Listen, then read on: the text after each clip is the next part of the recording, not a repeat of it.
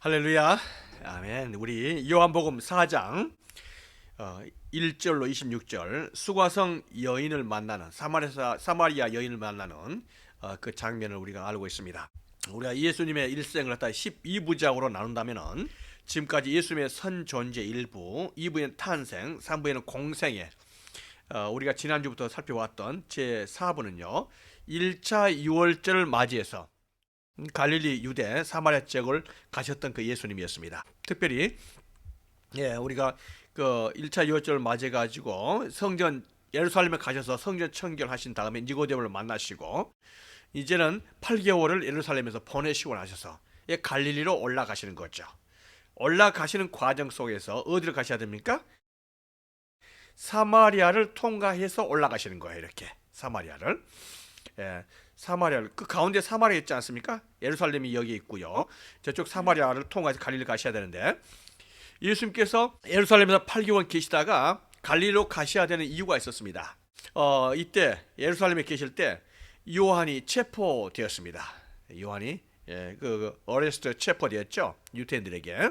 그래가지고는 이제 감옥에 갇히게 된 거 아니겠습니까? 세례 요한이죠. 사도 요한이 아니고 이 세례 요한이 감옥에 갇혔다는 이야기는 앞으로 세례 요한이 어떻게 된다는 이야기입니까? 죽게 된다는 이야기죠. 정치범으로 몰아서 세례 요한을 죽도록 할 겁니다. 그런데 모든 정치적인 상황과 당시의 모든 상황이 세례 요한을 죽이고 난 다음에 그 다음에 이제 누구에게 화살이 돌아올까요? 예수님에게 돌아오거든요. 그러니까 세례 요한이 잡혔다는 이야기는 예수님의 십자가에 돌아가실 날도 가까웠다는 것을 예수님은 직감적으로 아시는 거예요. 그래서 예수님께서 앞으로 돌아가실 것을 준비하는 그러한 모든 생각 속에서 여기서 이제 갈릴리로 다시 올라가시는 것입니다. 올라가실 때 이번에는 지금까지 돌아서 갔으면 사마리아를 통과하지 않은 거죠. 사마리아를 통과하여야 하겠는지라 이렇게 말씀하신 겁니다. 사마리아를 통과해서 갈릴리로 가시려고 말씀하신 거죠. 사마리아 가서 누구를 만나십니까? 수가성에 있는 한 여인을 만난다 이렇게 말했습니다. 그때가 성경에는 6시쯤 그랬는데 이게 지금 시간으로 환산한다면 12시가 되겠습니다. 낮 12시 한참 더울 때죠. 이때 이제 이 사마리아의 수가성에 도달하셨던 것을 보게 됩니다. 그러면 우리가 여기서 사마리아 수가성에 대해서 한번 백그라운드 한번 살펴보는 것이 필요할 걸로 보입니다. 예루살렘이 여기 있고요. 수가성은 사마리아는 세겜 쪽에 있습니다. 이 세겜은 아브라함이 갈대아 우르에서 나와서 가나안 땅에 들어와서 이 세겜 땅에 이랬을 때 하나님께서 약속의 말씀을 주셨죠. 이 땅을 너와 내 후손에게 주리라 이렇게 말씀하셨던 곳이 바로 세겜이었습니다. 이 세겜은 아브라함이 하나님께 말씀을 받고 하나님 만났던 가나안 땅에서 첫 번째 장소이기 때문에 아주 중요한 위치로 이스라엘 백성은 생각하고 있죠. 그래서 세겜 쪽이 북이스라엘, 남한국과 북이스라엘이 분리가 되잖아요. 남한국은 예루살렘이 수도고 북한국은 가장 상징성 있는 곳이 수도를 삼아야 되잖아요. 이 세겜을 수도로 삼습니다. 그래서 이 세겜 쪽이 그렇게 중요한 위치라고 볼 수가 있죠. 다시 한번 이쪽으로 갔다가 한번 전체를 본다면요. 여기가 수가성이 있습니다. 수가성이 있고 여기가 세겜이 있습니다. 세겜이 있는데 아브라함이 첫 번째 예사를 드렸던 곳이고 여호수아가 가나안 땅에 입성해서 이 세겜 땅에 이스라엘 백성을 모아놓고 이쪽에 축복을 받은 사람들에게 축복에 대한 선언, 모세가 했었던 그런 내용 아니었습니까? 모세가 했었던 그 축복의 선언을 그리스도인에 있는 사람들이 아멘 하고 다음에 하나님의 말씀을 지키자면 저주를 받을 것이다 이렇게 말했던 그러면서 하나님의 말씀에 대한 그 저주에 대한 말을 할 때 또 아멘 했던 곳이 에발산 사람들이 앉아가지고는 양쪽에서 산에 올라가지고는 아멘 외치는 곳이 여기예요. 그래서 그리심산은요 축복의 상징으로 보입니다. 이해되시죠? 무슨 말인지? 그러니까 이스라엘 백성들은 북왕국 사람들은요 이 그리심산이 성지인 거예요. 그리고 다음에 예배를 드릴 때 이 그리심산에서 예배를 드리는 거예요. 이해되시죠? 반면에 이 에발산은 저주를 나타냈던 곳이기 때문에 이스라엘 백성들에게는 에발산보다는 그리심산이 더 성지로 간주가 됐죠. 바로 여기에 야곱의 우물이 있습니다. 야곱이 팠던 곳이죠. 바로 이 야곱의 우물인데 저 위에 쓰는 수가성에서부터 이 야곱의 우물까지 물을 길러 와야 되는 거예요. 그래서 오늘 우리가 보는 사마리아 여자가 이 수가성에서 와서 이 야곱의 우물에까지 와서 물을 길렀던 것을 보게 됩니다. 여기가 요셉의 무덤이 있습니다. 요셉의 무덤. 요셉의 무덤이 있었던 그 이유는 뭐냐면은 아브라함과 이삭과 야곱은요 헤브론에다가 장사를 지냈습니다. 옛날에 그 아브라함의 와이프였던 누굽니까? 사라가 죽을 때에 그 아브라함이 선산과 같은 곳이 바로 헤브론 아니겠습니까? 근데 이 요셉의 무덤이 여기에 있을까요? 요셉의 무덤도 헤브론을 가야지. 근데 왜 그러냐면은 바로 이 수가성이 있었던 이곳이 에브라임 지파가 차지했던 곳이에요. 에브라임 지파. 근데 에브라임 지파 바로 요셉은 에브라임 지파의 선조잖아요. 그렇죠? 요셉의 아들은 두 아들이 있었습니다. 누구죠? 요셉의 두 아들이 에브라임과 므낫세가 있어요. 므낫세. 근데 이 전체 12명의 장자 중에서 아들 중에서 결국 장자 역할을 했던 것이 요셉의 아들 에브라임이었거든요. 야곱이 그렇게 안수를 했거든요. 오른손을 갖다가 에브라임에게 안수를 하면서 그러므로 말미암아 그 장자권이 결국은 이 에브라임에게 넘어간 것을 보게 되고 에브라임의 그 대표였었던 바로 누구였습니까? 여호수아가 이쪽으로 오면서 자기 선조의 무덤이었던 이 요셉의 무덤을 여기다 장질하는 거예요. 그러니까 이쪽이 북왕국의 성지요 수도일 수가 있겠죠. 굉장히 중요한 곳입니다. 그래서 이렇게 했었던 아주 성지였었는데 이 북왕국이 결국 에브라임 지파의 정치력 부족과 하나님 앞에 바로 서지 못함으로 말미암아 이 북왕국이 어떻게 됩니까? 다음에 망하잖아요. 이 북왕국이 망합니다. 그게 언제였습니까? BC 722년에 이 사마리아가 멸망하고 다 포로 잡혀가죠. 아수르에 의해서. 그래서 BC 722년 예수님 때까지 하면 거의 800년 정도를 750년 되겠네요. 750년 정도를 이 사마리아는 완전 폐허가 되고 버려진 땅, 저주받은 땅으로 남게 된 겁니다. 750년이면 긴가요? 짧은가요? 길죠. 750년이면 까마득한 옛날 아니겠습니까? 그러니까 750년간에 황폐된 그 땅이니까 이 북왕국, 이 사마리아는요 완전히 버린 땅이죠. 그래서 아수르에서는 이 땅을 점령하고 나서는 여기 있는 사람들 다 포로로 잡아가버리고 이 비어있는 땅을 갖다가 아수르 사람들 갖다 앉혀버린 거 아니겠습니까? 남아있는 사람들은 아수르 사람들 같이 결혼시켜버리고 그러니까 이 사마리아는요 그야말로 혼연일족들이 되고 정신을 잃어버리고 하나님 앞에 정말 저주받은 땅으로 남게 되는 거예요. 그들이 가지고 있었던 그 신앙관도 완전히 잃어버린 거 아니겠습니까? 이렇게 750년간 유태인들이 그래서 여기 가지도 않습니다. 그냥 돌아보지도 않죠. 거기 보면 침 뱉고 돌아섰겠죠. 보기도 싫은 땅이었습니다. 저주받은 땅이고 혼혈족들이고 그래서 이렇게 잊혀진 땅 사마리아였던 거 아니겠습니까? 바로 이곳에 750년 만에 문을 열고 들어가신 분이 계셨다는 거예요. 이 사마리아에. 그분이 바로 예수님이셨답니다. 예수님께서 이 사마리아에 문을 열고 이 사마리아 사람을 만나기 위해서 찾아가신 거예요. 바로. 그래서 오늘 이 본문 말씀은 그러한 측면에서 아주 중요한 역사적인 의미가 있는 거예요. 역사적인 의미가 있으면서 우리가 보면 이제 이걸 성지화했습니다. 이 야곱의 우물이죠. 아까 우리가 봤던 그 야곱의 우물을 이렇게 보관하고 보존하고 여기에 이렇게 예배당도 지어가지고 야곱의 우물 교회 이렇게 기념 교회도 지어놓고 이렇게 했습니다. 저희들 지금 성지순례 다녀왔습니다. 이제 여기 또 갈 일은 없겠나요? 이렇게 된 거예요. 자, 이렇게 해서 이 사마리아 여인을 예수님께서 만나신 거 이런 역사적인 사건 속에서 우리가 이 맥락을 살펴봐야 되는 거예요. 거기에 예수님께서 이 사마리아를 통과하여야 하겠는지라 이 말은 예수님의 분명한 결심과 결단과 목적을 가지고 말씀하신 거예요. 사마리아에 그냥 간 게 아니라 사마리아에 가야만 분명한 이유가 있음을 말씀하시고 계신 거예요. 왜 그럴까요? 사마리아 가서 뭐 하시기 위해서요? 물 마시기 위해서 가시나요? 그는 이 사마리아 한 여자를 만나기 위해서 그런 겁니다. 그래서 이 사마리아 가서 수가성에서 우물가에 있을 때에 예수님께서 이 사마리아 여자에게 말씀을 하십니다. 물 좀 달라 이렇게 말씀하시죠. 물 한 컵 달라. 예수님께서 여자에게 물 한 컵 달라 하는 말이 이렇게 이상한 말은 아니죠. 우리가 나그네가 예수님께서 지나가다가 얼마나 덥습니까? 12시쯤 되니까 햇볕은 쨍쨍 쬐고 긴 여행길에서 걸어서 오시다가 사마리아 여자에게 나에게 물 한 컵 달라 이렇게 말한 게 이상하지 않습니다. 우리가 보기에. 그러나 이게 당시의 문화를 보면 이상한 거예요. 왜 이상할까요? 일단은 남자가 여자에게 물 좀 달라 하는 것도 이상할 뿐만 아니라 예수님이 유태인인데 유태인이 지금까지 상종도 하지 않았던 사마리아 여자에게 물을 달라 이렇게 말한 것은 한 번도 그런 일이 있지 못했다는 거죠. 예. 그래서 물을 달라 이렇게 말한 것은 그 사람의 도움이 필요하다는 거 아니겠습니까? 그렇죠? 그 사람하고 말하고 싶다는 거죠. 예, 그 사람과 관계, 그러니까 어떠한 면에서는 커뮤니케이션을 하고 싶다는 그 상대방의 의지 아니겠습니까? 그러니까 예수님의 이러한 접근은요, 굉장히 당시의 문화를 깨는 그런 예수님의 파격적인 행동이라고 볼 수가 있습니다. 나에게 물 좀 달라. 단순하게 물 한 컵의 의미가 아닌 거예요. 그래서 그 여인과 이 대화, 커뮤니케이션이 통하도록 하기 위한 문을 여는 거죠. 이렇게 하니까 이 여인이 뭐라고 말합니까?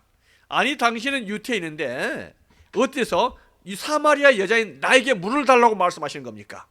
왜 그래요? 지금까지 다른 사람들은 한 사람도 유태인들이 사마리아 사람에게 물 한 컵 달라 이렇게 말하는 사람이 없었거든요. 예. 이러한 것들을 당시 시대적인 배경을 본다면은 우리가 조금 더 내용을 이해를 잘 할 수가 있을 걸로 보입니다.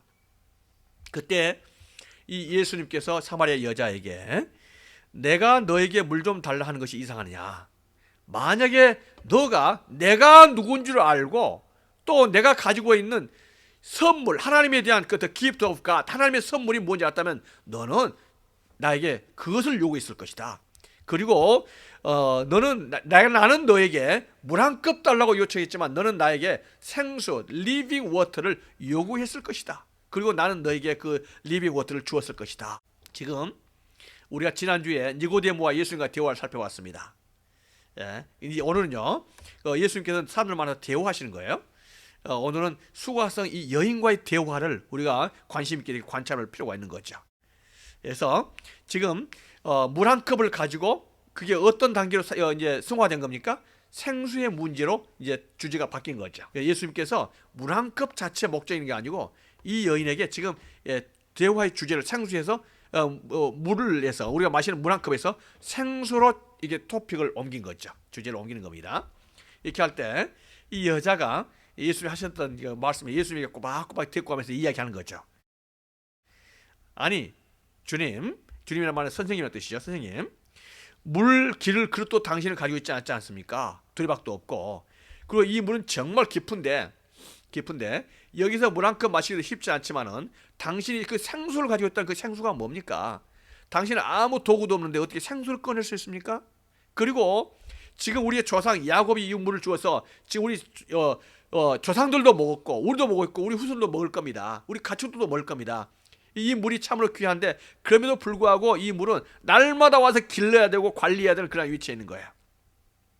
예, 가뭄 들면 또 혹시 없어질까 이 물이, 이런 걱정 가운데 있는데 당신 누구길래 나에게 리빙 워터, 살아있는 생수를 준다고 말씀하십니까? 당신이 우리의 조상 야곱보다 큽니까? 이렇게 말한 거죠. 그러니까 이런 말들이요 쉽게 나온 말들이 아닙니다. 이 여인은요 이러한 지식이 있는 여자인 걸 보여요. 예수님과 대화가 되는 거예요. 예수님과 꼬박꼬박 대화하면서 이렇게 하나하나 말하면서 예수님과 대화를 이끌어가는 걸 보면은 이 여인이 아주 똘똘한 여인인 것처럼 보입니다. 이때 예수님께서 이 여인에게 말씀하시죠. 이 물, 야곱의 물을 마시는 사람은 다시 목마르고 날마다 와야 된다. 그렇지만은 내가 주는 물이 있다는 거죠. 예수님께서 주는 물이 있다는 거죠. The water I give him. 예. 내가 주는 물을 마시는 자는 영원히 목마르지 아니하고 내가 주는 물은 그 속에서 영생하도록 솟아나는 샘물이 되리라. 이게 뭡니까? 생수죠. 리빙 워터죠. 그런데 예수님께서 말씀하시를 예수님께서 주신 그 물을 마시는 사람은 그 속에서 영원토록 솟아나는 뭐가 된다고요? 샘물, 스프링, 예, 그 샘이 된다는 거예요. 샘이. 이렇게 말씀하신 거죠. 예. 이렇게 말하니까 이 여자가 그 생수에 대해서 인사이트가 온 거죠. 정말 그 생수에 대해서 갖고 싶다는 거죠. 주여 그런 물을 내게 주사 목마르지도 않고 또 여기 물길로 오지도 않게 하옵소서는 거예요. 왜냐하면 이 여인은 물 그러면요 정말 지겨워요. 왜냐하면 지금 12시가 돼가지고 물길로 왔잖아요. 야곱 유물에. 여러분 혹시 시골 생활 안 해보셨죠? 다 서울 출신들이니까 서울 아가씨들이 했잖아요. 예. 그 물을 길러 오면은 저는 시골 출신이기 때문에 압니다. 물을 길러 오면은 대개 몇 시에 옵니까? 물 길러. 예. 아침이나 시원할 때 오거든요. 12시에 굳이 그렇게 날이 쨍쨍 햇볕이 쬐는 곳이 아까 우리가 봤던 것처럼 먼 거리를 12시에 오지 않습니다. 예. 그 이유가 있었을 거예요. 이 여인이 굳이 사람들이 물 길러 오지 않은 12시에 물을 길러 오는 이유가 있었을 겁니다. 예. 그런 사람들을 만나기 싫은 거예요. 보기도 싫고 사람들 만나기 싫고 사람들과 이야기하기도 싫고 그럴 만한 이유가 있죠. 예, 왜냐하면 그 여인의 과거가 있거든요. 그래서 이 물도 안 길러 올 수 없잖아요. 먹어야 되니까 먹고 살아야 되니까. 그러니까 먹고 살아야 되니까는 이 물 때문에 한스럽게 또 12시 되면 사람 만나기 싫으니까 난 12시에 물은 길러 와야 되고 이 물이 정말 이 여인에서는 한스러운 존재인 거예요. 먹고 사는 문제가 이 물이 그렇잖아요. 물이. 그러니까 예수님께서는 그걸 아시고 나서 이걸 건드신 거 아닙니까? 이 물, 생수 문제를 건든 거예요. 이 여인에 있어서는 피할 수 없는 물이잖아요. 그러니까 이 여인이 뭐라고 말합니까? 내가 바로 그 물이 필요합니다. 사람들은 만나기 싫은데 있다면은 오기도 싫고 그냥 영시하다 솟아난 그 샘물이 있다면 얼마나 좋겠습니까? 그 물 있다면은 나에게 그 물 얻을 수 있는 방법 좀 가르쳐 주시죠. 이렇게 말한 거 아니겠습니까? 그러니까 이 여인에게 예수님께서 뭐라고 말씀하십니까? 가서 내 남편을 불러오라 이렇게 말씀하신 거죠. 남편을 불러오라. 왜 그랬을까요? 예수님께서 가서 내 남편을 불러오라 이렇게 말씀하신 이유가 있었지 않겠습니까? 그는 그 후에 보면 알아요. 그 여자가 말하기를 저는 남편이 없는데요 이렇게 말한 거죠. 남편이 없는데요. 실제로 남편이 없나요? 아니죠. 예수님께서는 내가 남편이 없다 하는 말이 옳다. 그런데 사실 너는 남편이 지금까지 5명이 있었고 6번째 결혼하지 않았냐. 그런데 알고 보니까 그 남편도 너의 참 남편은 아니다. 이렇게 말한 거죠. 그냥 사는 거죠. 뭡니까? 그러니까 이 여인이 굳이 사람들 비해서 난 12시에 우물가에서 물을 길러 왔었던 이유가 있었겠죠. 이 동네에서 버림받은 여자죠. 이 동네에서 버림받은 여자였었고 행동이 정말 방정맞지 못해가지고 사람들에게 손가락 받는 그러한 여인이었을 것입니다. 그래서 남편을 5명이나 두었었고 그 남편도 이혼하고 이제 6번째 사는 남편. 무슨 뜻일까요? 바로 그 남편을 데려오라. 예수님께서 이렇게 말씀하시잖아요. 뭐죠? 이 여인에 있어서는 이 남편에 대한 문제가 한에 맺히는 문제죠. 이 여인의 현재요 과거고 이 여인 바로 자신인 것을 보게 되는 거예요. 바로 죄스러운 바로 그 여인의 바로 사마리아의 어떤 상징적인 그 의미가 이 여인에게 있는 것을 보게 됩니다. 사마리아가 얼마나 음란했었고 얼마나 잘못되었습니까? 하나님의 말씀을 어긋나고 그래서 오죽하면 하나님께서 이 열지파의 수도였던 사마리아 갖다가 아수리에 멸망시켜 버리겠습니까? 그리고 나서도 저주받은 땅으로 750년간 버려진 땅으로 남았잖아요. 바로 그곳의 대표적인 상징적인 바로 사람이 있는데 그 사람이 바로 이 여인이라는 거죠.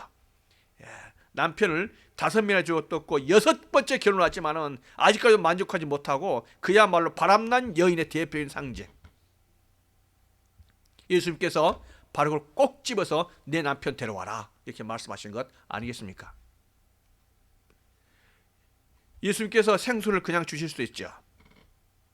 그러나 이 세상 물은 그냥 마실 수 있지만요 예수님께서 주시는 리빙 워터 생수는요 그냥 마실 수가 없습니다.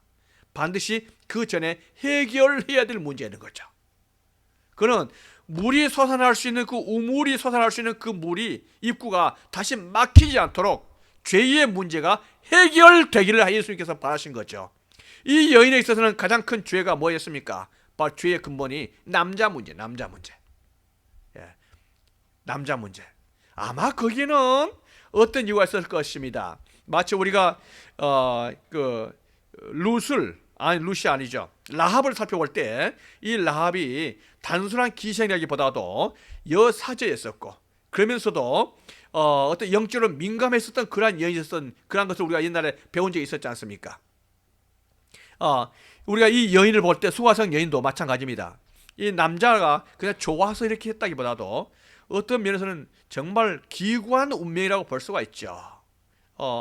생활 문제도 있을 수 있겠고 또 진짜로 남자를 좋아했다면 이 남자에게서 한번 만족을 얻기 위해서 결혼하지만 이 남자도 아닌 것 같아.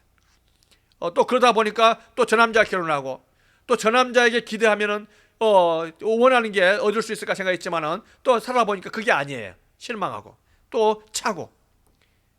여자가 찬다는 것이 당시 있을 수 있는 상황인지 모르겠지만 어떻든 간에 이 남자 저 남자 하다 보니까 몇 번째까지 가는 거예요. 5에서 6번째까지 가는 이 여인은요 정말 당시에 이 커뮤니티에서 공동체에서 인정받지 못하는 것은 기정사실 아니겠습니까? 예수님께서 바로 그 문제를 꼭 집어서 불러내신 거 아니겠습니까? 내 남편을 불러오라. 내 죄를 생각하라 이거 아니겠습니까? 이때 핵심 문제로 들어가게 됩니다. 이 여자가 당신은 아무리 봐도 선지자입니다. 왜 선지자라고 생각했을까요? 그렇잖아요. 지금 처음 봤잖아요. 처음 봤음에도 불구하고 이 여인의 과거를 다 알고 있거든요. 그러니까 깜짝 놀란 거 아니겠습니까? 당신이 선지자가 아니고는 내가 어떤 사람이 어떻게 알아맞힐 수 있습니까? 당신 정말 선지자네요. 이렇게 말한 거죠. 그때의 여인에게 있어서는 핵심적인 질문이 나옵니다. 뭐냐면은 우리 조상들은 이 산에서 예배하였는데 당신들의 말은 예배할 곳이 예루살렘에 있다 하더이다. 이렇게 말한 거죠. 그러니까 예배를 어디서 해야 되느냐, 어떻게 해야 되느냐 예배 문제로 주제가 바뀌는 거예요. 왜 여기서 이 여인이 예배에 대한 문제를 질문을 예수님에게 할까요? 이는 예수님께서 단순히 지나가지는 나그네가 아니고 선지자가 분명한 사실 직감적으로 깨달은 이 여인이 평소에 정말로 마음속에 가지고 있던 그 궁금한 게 있었단 말이죠. 그 궁금한 게 뭐였습니까? 하나님이 계시냐? 하나님을 만날 수가 있느냐? 내 인생이 뭐냐? 이 기구한 운명이. 이 기구한 운명을 바뀌어줄 수 있고 고칠 수 있는 분은 하나님밖에 없는데 그 하나님을 정말 만나고 싶은데 그 하나님이 어디에 계시냐? 이것이 이 여인은 평소에 정말로 마음속에 한처럼 맺혀 있었던 그거다 이 말이죠. 이 여인은 비록 죄인이었고 정말 동네에 손가락 빠진 여인이었지만은 깊은 한숨과 운명 속에서 계속해서 누구를 생각하냐면 나를 창조하신 그 하나님, 그 하나님이 계시다면은 하나님만이 내 운명을 바뀌어줄 수 있고 내 인생을 바꿀 수 있는 유일한 분이다. 그 하나님을 만날 수 있는 것은 예배밖에 없다. 예배란 것은 하나님을 만나는 거잖아요. 이걸 알고 있는 거죠. 그런데 이 여인은 갈등이 생긴 거예요. 왜냐하면 자기들 조상들은 12지파에 있었던 에브라임 지파에 있었던 북왕국의 사람들은 그리심산이 성지고 그곳에서 예배 드려야 한다고 말한다. 그런데 남유다에 있었던 그런 사람들은 어디에서 예배 드린다 그런 거예요? 예루살렘이다. 그러면 어느 곳이 진짜 예배 드려야지 하나님을 만날 수 있느냐? 만약에 예수님께서 예루살렘이 예배할 곳이고 진짜 곳이 맞다 그러면 이 여인은 아마 예루살렘에 갔을 거예요. 그 정도로 자기 운명을 걸고 인생에 대해서 깊이 생각했던 여인 아니겠습니까? 그래서 바로 이 여인이 평소에 예배에 대한 문제로 깊은 생각 가운데 있었던 것을 보게 됩니다. 그러니까 이 여인은 단순하게 바람기 나서 6번 결혼한 그것을 뛰어넘는 그 영적으로 진짜 스피추얼 디자인 영적 갈망 가운데 있었던 그런 여인이었다. 그걸 찾는 과정 속에서 그의 만족과 행복을 찾는 과정 속에서 인생에서 많은 실수를 경험했던 그런 여인이었다. 이게 볼 수가 있습니다. 예수님께서 이 여인에게 뭐라고 말씀하십니까? 어디에서 예배 드려야 한다는 거예요? 그리심산입니까? 예루살렘입니까? 예수님께서 말씀하시기를 이 산에서도 말고 예루살렘에서도 말고 너희가 아버지께 예배할 때가 이리라는 거예요. 그러니까 예배를 그리심산에서 예배 드리지 말고 예루살렘에서도 아니다. 이것도 아니고 저것도 아니다 이거죠. 지금까지 사람들은 예루살렘이 얼마나 성지로 남아 있었습니까? 그러나 그 예루살렘도 아니라는 거예요. 너희는 알지 못하는 것을 예비하고 우리는 아는 것을 예비한다. 세상 사람들은요, 알지 못한 것 그냥 예비하는 거죠. 그들의 요구사항, 그들이 만들었던 하나님을 경배하는 거 아니겠습니까? 자, 하나님은요 두 가지가 있습니다. 인간이 만든 하나님이 있고 인간을 만든 하나님이 계신 거예요. 근데 세상 사람들은요, 인간이 만든 하나님 앞에 예배하는 거죠. 그러나 거기는 진리가 없죠. 우리는 인간이 만든 하나님을 예배드려야 되나요? 아니면 인간을 만든 하나님을 예배해야 되나요? 인간을 만든, 사람을 만든 하나님을 예배드려야 되잖아요. 예. 근데 북왕국뿐만 아니라 이스라엘 사람들, 세상 사람들은요, 그래서 알지 못하고 그냥 종교적인 생활로 예배하는 거 아니겠습니까? 그것이 종교 생활 아니겠습니까? 그렇지만은 예수님께서는요, 아는 바로 그 확실한 것을 가지고 예배한다는 거죠. 진리를 가지고 예배한다는 거죠. 예, 구원은 유대인에게서 남이라. 바로 예수님께서 유다 지파를 통해서 오는 그 성경 예언자들을 통해 주셨던 그 예수님의 그 구원에 대한 흐름을 말씀하시고 계신 거예요. 그러니까 구원은 유대인에서 난다 이렇게 말씀을 하시죠. 아버지께 참되게 예배하는 자들은 영과 진리로 예배할 때가 오나니 곧 이때라. 아버지께서는 자기에게 이렇게 예배하는 자들을 찾으시니라 이렇게 말씀하셨습니다. 아버지께 참되게 예배하는 자들은 영과 진리로 예배할 때가 온다는 거예요. 아버지께서는 자기에게 이렇게 예배하는 자들을 찾으신다는 거예요. 하나님은 영이시니 예배하는 자가 영과 진리로 예배할지니라. 우리 24절 다 같이 한번 읽어볼까요? 자, 시작. 하나님은 영이시니 예배하는 자가 영과 진리로 예배할지니라. 네, 예수님께서 하신 그 선포는요, 너무나도 중요한 선포입니다. 이 예배에 대한 문제를 예수님께서는요, 수가성 여인과 만나서 지금 우리에게 가르치시고 계신 거예요. 놀랍죠? 이 하찮는 사마리아에서 이 수가성 여인에게 이 예배에 대한 중차에 대한 문제, 이 중요한 문제를 지금 말씀하시고 계신 거죠. 왜 그럴까요? 수가성, 이 한 여인에게 6번이나 결혼했었던 이 죄인인 여인에게 예배에 대한 문제를 갖다 지금 디스커스하고 계시잖아요. 왜냐하면 그 누구보다도 예배에 대한 문제를 논할 때, 디스커스할 때 이 수가성 여인이 가장 적게 겠다는 거죠. 왜 그랬습니까? 이 수가성 여인은 평소에 뭐에 대해서 갈등하고 고민했던 거예요? 예배 문제. 하나님을 만나고 싶다는 거죠. 정말 하나님을 만나고 하나님께 예배드리고 싶고 내 인생이 바뀌어지기를 원하는 그러한 문제를 가지고 고민했던 그 여인에게 예수님께 찾아오셔서 이 중요한 예배에 대한 문제를 말씀하시고 계신 거 아니겠습니까? 예배에 대한 본질이 이겁니다. 하나님은 영이시니 God is Spirit이라는 거예요. 하나님은 영인 줄로 믿습니다. 그렇기 때문에 하나님께서는 어디에서든지 계시는 거예요. 하나님 만약 우리가 이처럼 피지컬한 육체를 가지고 계시다면요, 내가 여기 있으면서 한국에 있는 문제를 어떻게 알겠습니까? 내가 여기 있으면서 저쪽에 있는 사람들의 마음을 어떻게 알겠습니까? 그러한 하나님이 아니라는 거예요. 하나님은 영이기 때문에 이곳에도 계시고 한국에도 계시고 북한에도 계시고 사람들의 마음을 다 들여다볼 수 있는 그런 분이라는 거예요. 그래서 하나님께서는 이 산, 그리심 산에만 계신 것이 아니고 예루살렘만 계신 것이 아니고 어디든지 계실 수 있는 분이라는 사실을 아셔야 한다는 거예요. 장소의 문제를 뛰어넘는 거 아니겠습니까? 그래서 장소 문제가 중요한 게 아니죠. 예루살렘에 비록 그럴듯하게 보이는 성전이 있고 휘황찬란한 성전이 있다 할지라도 그곳에서만 예배드리는 것이 문제가 아니다는 거죠. 하나님께서 영이시기 때문에 어디에서든지 비록 산골짜기에 있다 한다 할지라도 그곳에서 예배드리는 그 사람의 마음도 받으시고 그 사람을 아신다는 거죠. 왜요? 하나님은 영이시기 때문에.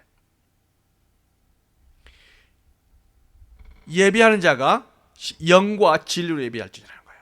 그래서 예배하는 사람은 어떻게 예배해야 됩니까? 영으로 또 진리로. 이 말씀이 아주 중요하지 않습니까? 영이 뭡니까? 우리가 몸으로 예배 드리기 위해서 있다 여기까지 나왔습니다. 그렇지만 몸만 나와서는 예배가 되지 못한다는 거예요.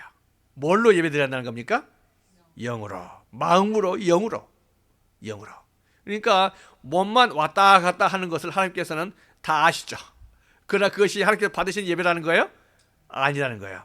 영으로, 마음으로, 심령으로 하나님께 만나고 그 마음을 오픈해야 한다는 거죠. 그 마음을 하나님께 드려야 한다는 거 아니겠습니까? 마음을 드린다는 것을 우리는 다 이해할 수 있을 줄로 믿습니다. 몸만 온거하고 마음만 온다는 거 우리는 너무나 잘 알고 있는 내용 아니겠습니까? 마음까지 하나님께 드려야 될 줄로 믿습니다. 진리로 예배할 자, 진리로. In truth, 진리로. 뭘까요? 예배를 드렸다는 자체가 중요한 게 아니에요. 북한국에 있는 사마리아 사람들도 그리심산에서 예배하는 거예요. 그러나 그 예배가 잘못된 교리, 잘못된 성경관, 잘못된 신학을 통해서 드리는 그 예배가 하나님께서 받으시지 않는다는 거죠. 거기서는 이미 변질된 신학이고 변질된 그 말씀이라는 거죠. 하나님의 그 말씀대로 진리대로 예배를 드려야 한다는 거죠. 진리대로. 하나님의 말씀대로 진리대로. 예. 반대로요. 예루살렘에서 드린다 할지라도 그것이 하나님께서 받으신 예배가 될 수가 없죠. 이미 예루살렘에서는요 신학 자체가 변질된 거 아니겠습니까? 그렇기 때문에 우리는 정확한 하나님의 말씀을 따라서 예수님의 말씀을 따라서 예배를 드려야 될 줄 믿습니다. 예, 그게 바로 뭡니까? 진리예요. 내 뜻대로 내 생각대로 예배 드리는 것이 아니라 하나님께서 말씀하신 대로 하나님께서 이렇게 하라고 말씀하신 그것을 따라서 예배 드리는 그 예배 하나님께서 그걸 받을 줄로 믿습니다. 아담과 이브가 죄를 범하고 나서 나름대로 그 부끄러움을 감추기 위해서 무화과 이파리로 옷을 이렇게 만들어 가린 거예요. 그러나 그 무화과 이파리가 얼마나 가겠습니까? 그냥 말라버리죠. 사람의 수단은 그렇습니다. 예수님께서 주셨던 하나님께 주셨던 것은 뭐였습니까? 가죽 옷을 지어서 입히셨거든요. 하나님의 방법이 그건 줄로 믿습니다. 우리가 우리의 방식대로 사는 것이 아니고 하나님께서 드리려고 하는 그 방법대로 하나님께서 그렇게 해야 될 줄로 믿습니다. 그것을 하나님께서 받으신다는 거죠. 그래서 하나님의 영이시니 예배하는 자가 영과 진리로 예배할지니라. 이 말씀은 수가성 여인에게 정말로 단비와 같은 이러한 메시지 아니겠습니까? 그러니까 수가성 여인에게 하셨던 그 말씀이 뭐예요? 너가 그리심산에서 예배하는 것이 맞다는 거예요? 틀리다는 거예요? 아니면 틀리기 때문에 예루살렘으로 가서 예배 드려야 한다는 걸 이렇게 말씀하시기 위해서 예수님께서 말씀하신 것은 아니라는 거예요. 여기든 저기든 간에 관계없이 하나님께 신령과 진정으로 예배하는 그곳 있는 사람들은 하나님께서 다 받으신다. 이렇게 말씀하신 건 아니겠습니까? 이렇게 할 때 이 말씀은 이 여인에 있어서는 정말 그야말로 가스펠, 굿뉴스, 복음이 되는 겁니다. 예, 그래서 이 여인은요 그 마음속에 묻혔던 그거를 갖다가 해결하게 되는 거죠. 그런데 이 여인에게서 특이한 게 있습니다. 이러한 예수님의 말씀을 통해서 깊은 감동을 받던 이 여인이 말이죠. 뭐라고 말하냐면은 메시아 곧 그리스도라고 하는 이가 오실 줄을 내가 아노니 그가 오시면 모든 것을 우리에게 알려주시리라 이런 말을 한 거예요. 이게 왜 이상합니까? 그 예수님과 대화 중에서 예수님의 말씀을 통해서 깊은 감동 받았는데 이 여인은요 당신의 말이 감동이 되고 좋은 것 같기는 한데 내가 당신의 말을 못 믿겠다는 거예요. 예. 그런데 앞으로 메시아라는 분이 온다고 약속을 말씀하셨는데 그분이 오시면은 이 부분을 확실하게 말해줄 건데 나는 그분을 기다리겠다 이렇게 말씀하신 거예요. 당돌하고 아주 똑똑하고 예, 그러면서 확실한 신앙을 가지고 있는 여인인 거예요. 사마리아에서 이러한 여인이 있었던 거예요. 사마리아에서. 이해되시죠? 무슨 말인지. 예수님과 대화하면서 얼마나 마음이 뜨겁고 감동을 받았겠어요. 그런데 그럼에도 불구하고 이 여인은 마지막 단계에서 마음문을 안 여는 거예요. 왜 그래요? 당신이 아무리 그런 사람들 할지라도 나는 메시아를 기다린다.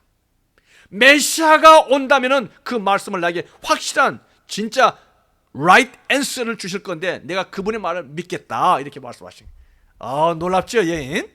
그러니까 무슨 말이에요? 이 여인은요 비록 천한 여인이었었고 6번이나 결혼한 여인이었었고 죄인인 여인이었지만은 누구를 기다리고 있었던 거예요? 메시아를 기다리고 있었던 거예요. 그 하나님의 맺힌 메시아. 이 여자의 인생을 바꿔줄 메시아. 내가 다시 태어난다면 이런 더러운 삶을 살지 않으리라. 내 인생을 바꿀 수 있는 유일한 분이 메시아인데 이 메시아가 온다면 나에게 정확한 답변을 주실 거다. 이렇게 파이널 앤서를 하고 있는 거예요. 놀랍죠? 우리가 어떤 사람들은요 누가 와서 좋은 말하면 혹하고 넘어갑니다. 그런 사람들 많이 있죠. 그런데 우리에게 있어서는요, 초역주 앤서가 어디에 있습니까? 성경은 이렇게 말한다. The Bible says. 하나님의 말씀이 초역적인 근거가 되어야 될 줄로 믿습니다. 어떤 면에서 이 여인이 바로 그렇다는 거죠. 그때 예수님께서 뭐라고 말씀하십니까? 예수께서 이르시되 내게 말하는 내가 바로 그다. I who speak to you am here. 말씀하시고요. 무슨 뜻입니까? 너가 기다리고 있는 그 메시아가 바로 누구라는 거예요? 나다는 거예요. 너가 그토록 하나님 외치고 기다렸던 그 메시아가 바로 나다. 끝나는 거죠. 이 여인이 거기에서 뒤집어진 거 아니겠습니까? 모든 물동이 그의 한 맺힌 물동이를 버려두고 동네로 뛰어가는 거예요. 가서 외치는 거죠. 내가 메시아를 만났다. 이 사마리아의 첫 번째로 변화받는 바로 우리 크리스천이 하나님의 백성이 탄생하게 된 줄로 믿습니다. 우리가 이 말씀을 통해서 오늘 예수님께서 이 사마리아를 통과하여야 하겠는지라, 그거는요 그 하나님의 쳤던 한 여인을 찾기 위해서 한 겁니다. 그곳에서 한 귀의 부인이나 아니 부잣집 아니면 왕을 만나기 위해서 가는 것이 아닙니다. 정말로 하나님의 쳤던 사람들에게 저주받았고 사람들에게 버림받던 한 여인을 만나기 위해서 가는데, 그 여인은 보통 여인이 아니라 메시아를 기다리고 있었던 여인이었습니다. 예수님께서는 그 여인을 만나가셔가지고 이 중요한 예배에 대한 문제, 복음에 대한 문제를 토론하고 주제를 이야기하고 그 여인을 만나 주신 줄로 믿습니다. 바로 그 예수님께서 우리에게 찾아오셔서 우리를 만나 주시고 우리에게 복음을 전달해 준 줄로 믿습니다. 수고하성 여인을 대하면서 만나셨던 그 예수님께서 바로 우리를 만나가지고는 우리에게 조곤조곤하게 말씀하셔요. 인도해 주시고 복음으로 이룰 수 있도록, 은혜로 이룰 수 있도록 이렇게 해주시면서 내가 바로 그다, 내가 바로 메시아다, 이렇게 말씀하신 줄로 믿습니다. 우리 운명의 주인이시고 인생의 주인이신 그 예수님께서 우리를 만나 주신 줄로 믿습니다. 예수님께서는 우리의 주님이시에요. Jesus is our Lord. 아멘. 아멘. 기도드리겠습니다.